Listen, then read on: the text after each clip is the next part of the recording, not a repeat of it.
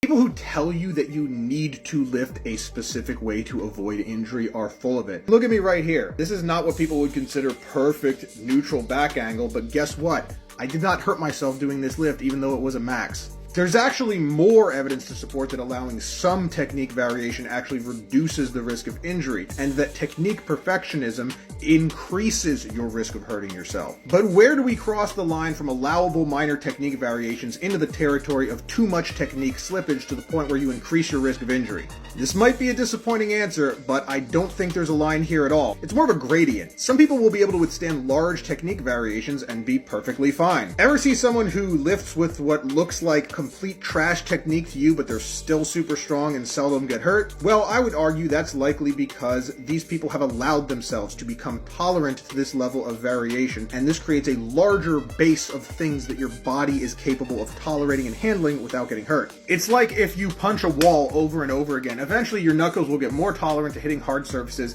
and then you can break boards that the average person would break their hands while hitting. Your body adapts to whatever stimulus you put it under, and as long as that stimulus is not so large that it is intolerable, as long as you don't injure yourself, your body will adapt and get stronger. That being said, here's some things that you can do to reduce your risk of injury and get your max deadlift up.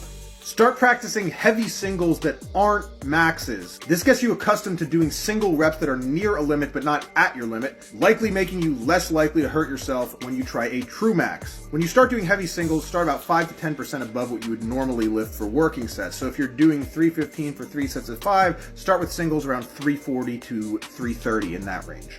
Use RPE or some other form of auto-regulation in your training. It's outside the scope of this video, but if you have the time, take a Google search and look up RPE, rating of perceived exertion. Barbell Medicine has a great series of articles about this that will teach you about it. Don't be a form perfectionist. I know I said this before, but focusing on always needing to have perfect form will likely put you at a higher risk of injury if your form ever does slip. Focusing on keeping your form consistent enough to where reps feel like they are moving well is the way to go. Focus on the speed and feel of the rep, not nitpicking every little form deficiency that you think you see. This is why I recommend that people actually don't lift in front of a mirror. Instead, you can record yourself and then check back later to see how the speed/rep consistency is. Anyway, I hope that was helpful, and follow Jonny Reps if you want to get strong and fit sensibly.